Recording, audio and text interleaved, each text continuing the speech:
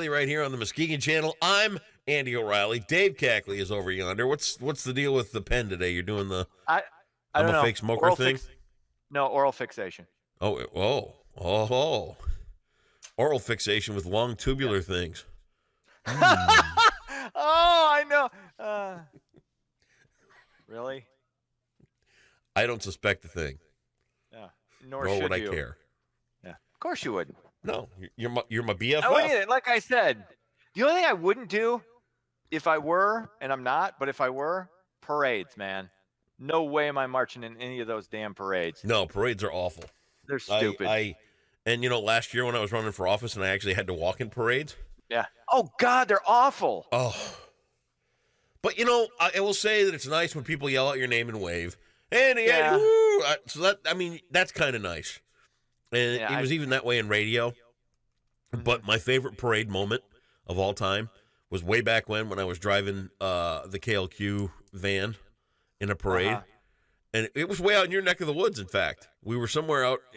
Yeah, it was on Division, way out there somewhere. I don't even remember the parade or whatever.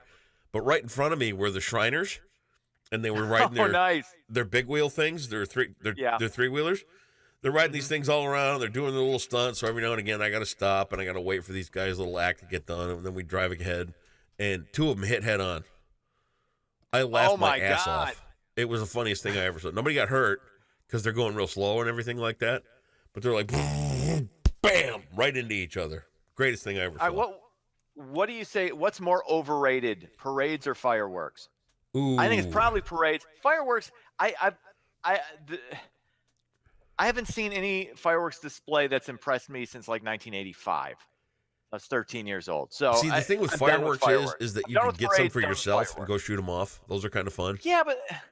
Yeah, but what's okay? There's a risk reward there. What's the reward? The reward is very, very little. Oh, look, crappier things than what people who shoot off real fireworks experience. What's the risk? You could blow off your hand. Well, yeah, it's pointless. Yeah, I don't get it. Yeah, anyway. Parades though, not so much. I would vote for anybody who put a ban on parades. Said, you know what? We're done with parades. They're over. No more. We're done. We don't need them. They have exceeded. They've exceeded the need. If I do run ever again, what's going to be part of the platform? I want some standardization on remote controls as to where the channel changer and the volume side is. Here's the problem is that a local, can you make that a local issue? I don't know that you can. Well, you should make it an issue all over the place, and I think it should resonate through all the world because some remotes, the volume control is on the right, and then some it's on the left. And then if you're not sure which remote you're grabbing, you could change the channel, and then you got to go through all the pain in the ass of getting back to your HDMI input or this input or that input. And you know what, Dave? You know what I got to say about that? Phooey. It's just language, man. I know. You said this to me before, dude. Let's watch it. It's ishkabibble. I just don't need that kind of stress. So if I ever run again, it's going to be on the platform to standardize remote controls so everybody knows where their volume is and everybody knows where the channel changer is. Gotcha. Thank you. All right. You carry on with some news here, and I will continue my plot to take over the world. Nice. House Speaker Nancy Pelosi is facing mounting pressure to initiate impeachment proceedings against President Trump. Pelosi, Representative Jim Clyburn, Steny Hoyer have pushed back against calls for impeachment. Those in favor say it would force the administration's compliance, but aren't necessarily calling for a quick push for a full House vote to launch a trial in the Senate. Look, it's never going to go through. It's pointless to do it. It's a waste of time. Beat him at the ballot box. If you're going to beat him, that's how you're going to do it. You're not going to remove him from office. That won't happen. So, Joe Biden's numbers are looking good. Bernie seems to be fading. That's good for everybody. Buttigieg it looks like, here's the interesting thing about Buttigieg. I don't agree with Buttigieg on a lot of stuff. He's the best politician running. He's better. He's amazing. The guy is in almost, it's all personality. He is so just kind of even keel. Like when you get the Elizabeth Warrens and the Kamala Harrises, they just sound kind of shrill. Amy Klobuchar is pretty good too, but not on the same level as Buttigieg. So I find that really interesting. I think he's obviously got a long future. So what? I could see your eyes doing that thing that you do. What? This is where you usually interject and say, yes, no, maybe, I hate this, I don't like this. Okay. Yes, no, maybe, I hate this, I don't like this. Ugh.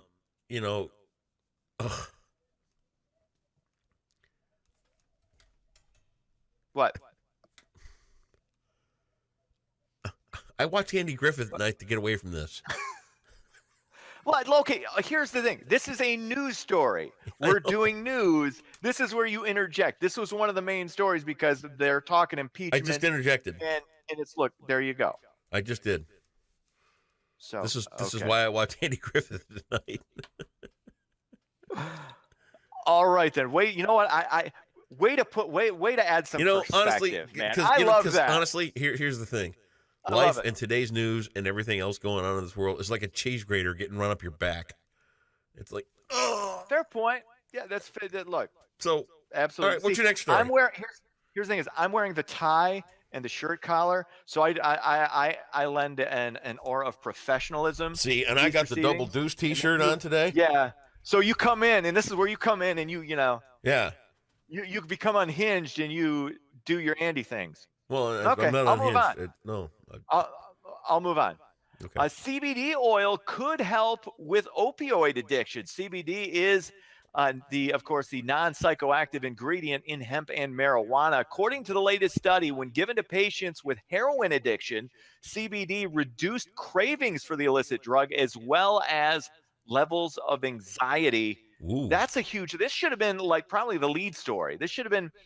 You should be hearing about this on a national and local news, and you're not hearing it. Did I tell you? This is the problem. You understand this as an addict. Yeah. I mean, getting people off these drugs, especially, there's no money in getting insane, people man. off drugs. That's why you don't find inpatient rehab centers all over the place. There's no money in it. Do you get that? Yeah, I get that. Okay. But all right, I'm going to bring you back to a story. Go. Okay. Back to the campaign trail. I had to go over to a meeting of the Chamber of Commerce's, which was, like the Grand Rapids, Holland, Muskegon Chamber of Commerce, and it was all held in Grand Rapids. And personally, I think it was disguised as a how do we get you in front of the hospitals type meeting. Mm-hmm. So this guy from Spectrum Health comes in and he goes, "What do you think about this legalization of marijuana?" And I said, "Well, that's great. It's fine with me, And he goes, and then he leans in like this. He goes, "What if it was your pilot or your surgeon out smoking marijuana the night before?" That's what he said. Oh, what if it was your pilot or your surgeon out smoking marijuana the night before? And I said, well, let me tell you something.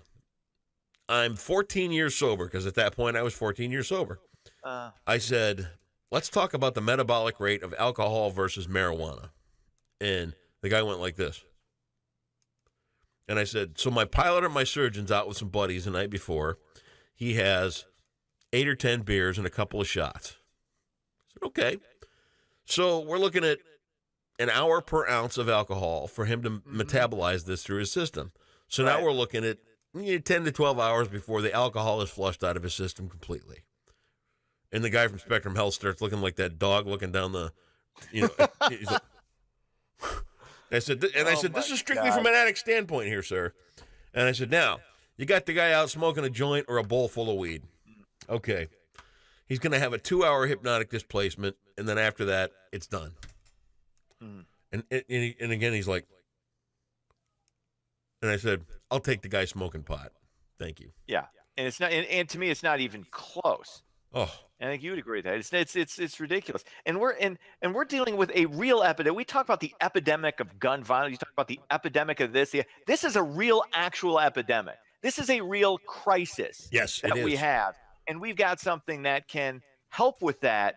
And it should be, hey, if now, granted, these are early studies, so we don't know. everything yes, they yet. do. But it's promise. No, my point is it's showing promise. And if it can help, let's get it out there. Let's start treating these people, because you look at the life expectancy going down, it's directly related to suicides, and those suicides, almost all of them, or the vast majority of them, are related to opioid addiction. Huh? These are overdoses. It's crazy. Anyway, downshifting. Okay. Now to the 5th annual Community Mixer that's scheduled this evening in Muskegon Heights, Rowan Park. The event is free and will feature food and musical acts from around the area. The event runs from 5 to 8 p.m. I love things like this, things that get people in the community together who you wouldn't ordinarily necessarily hang out with. Right. It gets different groups of people together and let you get to know people that you didn't know, and have a few drinks. Watch some, listen to some bands, eat some good food. It's great. I love it. They originally had it scheduled down at Mona Lake Park, but since the water levels are so high, they've moved it to Rowan Park over in the Heights. And nice park, nice people, great place to go. So are you going to have, is the Muskegon Channel going to be doing anything with this? I don't know that we'll be able to be there. I have to do an online course tonight for something. So okay. I got to take a little class online tonight. So I don't know if I'll be able to make it. Oh, what are you getting educated on, or are we keeping that? Well, I work at Electric Forest. Yes, right. And I have to renew my ServSafe card, alcohol management card. Okay, what is this? Is this a course on how to serve beer? Well, you have to have the card. Here you go. No, it's more like sir. when Here you go, sir. It's a step you got to do for any bar service industry job at this point. Tips certified. You know what it is? Geez. It's a great way for some company to get $50 out of you. Yeah, exactly. So somebody's making money off this. Hey, you ain't kidding. Jesus. And last night, because Cindy's got to take the class too, right? Last night, Cindy's like, "Well, I could be an instructor." I said, "What's that involve?" Oh, she says, "You pay $500 to be an instructor." God, what a racket! I'm telling you, man. Oh, Jesus, this is insane. Sports, Tigers were off. Cubs lose. They fall to Philly 5-4. That's sports. Have yourself a great Tuesday, and we'll see you tomorrow. See ya.